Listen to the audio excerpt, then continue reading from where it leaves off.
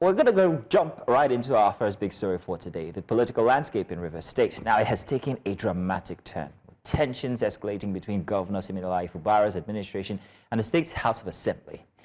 Now, what started as a disagreement has now spiraled into a full-blown power struggle, whether you like it or not, that's what it's called. Sorry. Bless you, Judith. With ultimatums and rejections and even threats of arrests being thrown in the mix. Now, at the center of this storm is the question of authority. Who really holds the power in Rivers State? The assembly, led by Speaker Martin Amaewhule, has flexed its legislative muscles by rejecting the governor's, the commissioner's nominees, and also asking that he represent the state budget, which had been presented from before. He was given a 48-hour ultimatum, which elapsed, and then given a further 72 hours, which will elapse on Monday. What exactly is happening inside of Rivers State? The executive has pushed back, declaring that it's not going to bow to the assembly's ultimatum. But in the fight, is it purely about governance, or are there deeper political and personal rivalries at play here? So beyond the legislative-executive showdown, there are rising concerns about security as well, with reports of factional loyalties and groups like the so-called Crick boys, I beg your pardon, being drawn into the crisis. And with the stakes so high, the people of Rivers State are left in a state of uncertainty. So will governance grind to a halt? Could this crisis spill into the streets or the courts? To break down the legal, political, and governance implications of the standoff, Sogbeye Eli, he's a lawyer and public affairs analyst, and he joins us live now to have this conversation with us. A very good morning to you, sir, and thank you so much for joining us, Mr. Eli. Thank you. Good morning. Pleasure to be here, as always. It's great to have you. Let's start with the basics, shall we? How did we get here? What's the root of this crisis between Governor Fubara and the Rivers State Assembly? It's a family affair. It's a family affair. And that's just some of the gist. You recall that ahead of the 2023 general elections, both Governor Fubara and the Assembly came from the same system, same political party, led by now FCT Minister Nyesom Wike. So whatever disagreements you see now arose from an agreement that previously existed.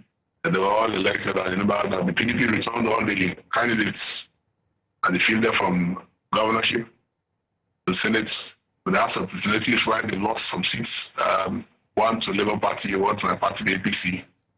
But at the same level, again, they cleared all the seats at that election. So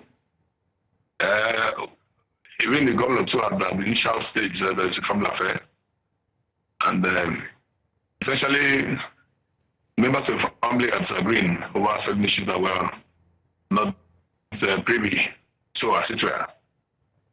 But the boomerang effect on the state is so clear to everybody now. Mr. Eli, it is clear that, well, with the court ruling, that the governor must represent the budget to the new or old or whatever you want to call it, members, the 27 members that were absent from before. But regarding the situation of the commissioner nominees, do they have the legal right to actually dictate these appointments? Well, from the constitutional perspective, it goes without saying that the House of Assembly of the States, created under Section 90 of the Constitution, is the clearing house for certain appointments made by the executive arm of government, in this case, led by the governor of the state. There are appointments that the governor can make on his own without the recourse of the House, appointments such as special advisors and certain leaders of certain agencies of government. But when it comes to members of the State Executive Council, they serve as civil commissioners. They must be submitted to the Assembly for what they want to call screening of elect ratification before they are appointable. But in a normal situation, we would have said that those commissioners were passed through the same holy grail while the crisis was on. Those members were sitting with no defect had already cleared them. But this is what was essentially a power play those who now have a judicial imprimatur happens to be in the majority and let the matter. So it is naturally expected that they will flex muscles. They want to extract the part of their flesh. So what you see going on now, asking for a representation is simply this. Ordinarily, the man has the power to hire, has the power to fire. The governor would have been the one that would ordinarily dissolve his cabinet who would have to leave. But what they are seeing now is they force the governor to the table and the etc. Asking to represent his commissioners for screening. That's all now. I said they have a judicial imprimatur. Supreme Court has given a verdict that is on the side. So naturally expect that they want to flex muscles to bring the governor down to the level where they are in charge, as it were. I mean, beyond the political tensions, there are also threats of arrest against RISIAC's officials regarding the local government elections. What's your take on that? Well, Parliament has the power of arrest. It's in the Constitution again. I'd like to say that. However, at this stage, the question is, what are the issues? What are the issues? I read through the media as well, I follow events here, that RISIAC had published another notice for another election. And the Assembly had invited the chair of the commission, the chair of the High Court Judge of Rivers State, Justice Adolphus to appear before the House. Whether or not they appeared is not in the public domain. They have not appeared. So there could be a transfer arrest. If this is targeted at foiling elections, we do not know where to see. But whether or not the Assembly has the power to invite an appointee of the executive arm of government, in this case, the commission, also including the Constitution, yes, they can. And it builds on the officers invited to appear.